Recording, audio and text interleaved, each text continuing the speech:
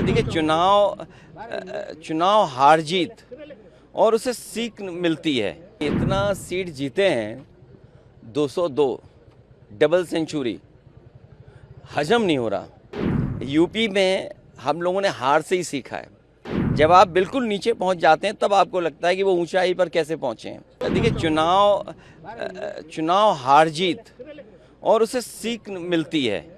आप पॉपुलर हो सकते हैं, आपको वोट ज़्यादा मिलेगा, लेकिन बीजेपी की जो मशीनरी है, बीजेपी का जो काम करने का तरीका है, बीजेपी जिन इश्यूज़ को लेकर के ग्रास रूट तक जाते हैं। मान लीजिए, उन्होंने अब ये कहना शुरू किया है कि महिलाओं ने बहुत उन्हें वोट दिया है, वीमेन वोट ज़्यादा मिला है उनको।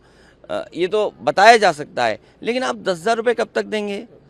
आप सम्मान का जीवन नहीं देना चाहते हैं। अच्छा, उन महिलाओं को आप 10,000 दे रहे हो जिनके पति परिवार के लोग एक साथ नहीं रह सकते हैं। देखिए, दुख की बात यह है कि बिहार, यूपी वो स्टेट है जहाँ के सबसे ज़्यादा लोग बाहर जाते हैं, वो अपने परिवार को छोड़ के जाते हैं।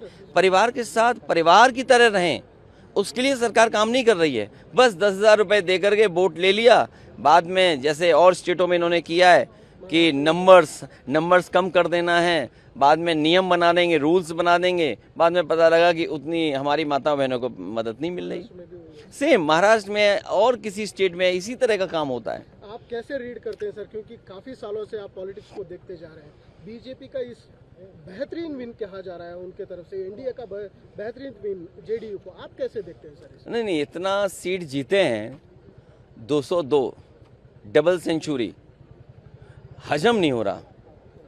आई am not able to understand कि भाई ये रिजल्ट कैसे, अगर 202 आ सकते हैं तो जिस स्टेट में ज़्यादा सीटें हैं, तो अगर 70% 80% सीटें कोई पॉलिटिकल पार्टी जीत सकती है, तो दूसरी पॉलिटिकल पार्टी भी 90% लोगों के साथ काम करके, 90% लोगों के साथ काम करके मैं समझता हूँ उनसे बेहतर परफॉर्म कर सकते हैं। क्योंकि अगर ये बेंचमार्क है तो इस बेंचमार्क को तो क्रॉस करना ही करना है हमें।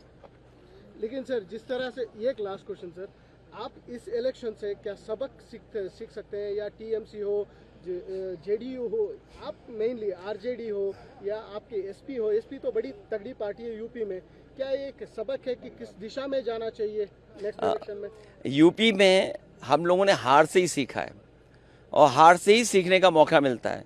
जब आप बिल्कुल नीचे पहुंच जाते हैं तब आपको लगता है कि वो ऊंचाई पर कैसे पहुंचे हैं। हम हारे थे, मुझे याद है, हमें 5 सीट मिली थी, मैं सरकार नहीं बना पाया, और उसके बाद डबल इंजन, उन दोनों डबल इंजनों को हमने हराया, और ऐसी ऐसी सीटें वो हारे हैं अभी भी शायद वो कल्पना नहीं कर सकते।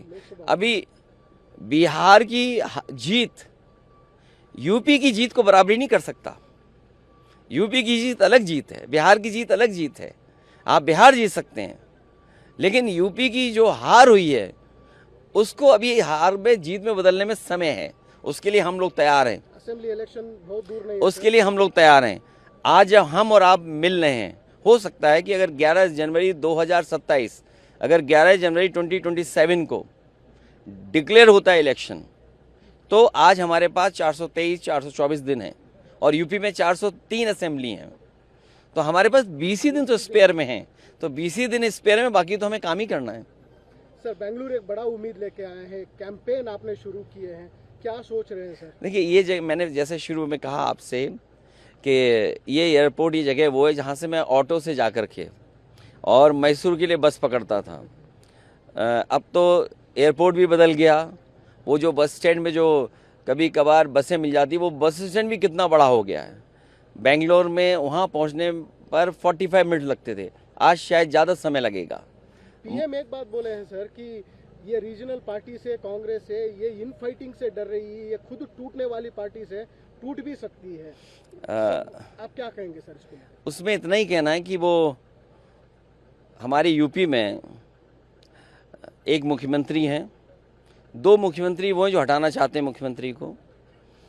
दिल्ली में 1 में 2 में लड़ाई है, 2 1 बनना चाहते हैं। इसीलिए आपने देखा होगा बहुत सारे ऐसे सवाल खड़े होते हैं जिनका जवाब सरकार को ही देना है, और वो विपक्ष से पूछते हैं। घुसपैठिए आ गए, 11 साल से सरकार किसकी है? घुसपैठिए आए तो उन्हीं की सरकार में आए होंगे, तो कम से कम उन्हें ये बताना चाहिए कि 2014 से पहले कितने घुसपैठिए आए हैं और 2014 के बाद आज तक कितने घुसपैठिए आए हैं। अगर उनके पास संख्या नहीं है, इसका मतलब ये है कि वो आपस में एक दूसरे को नीचा दिखाना चाहते हैं।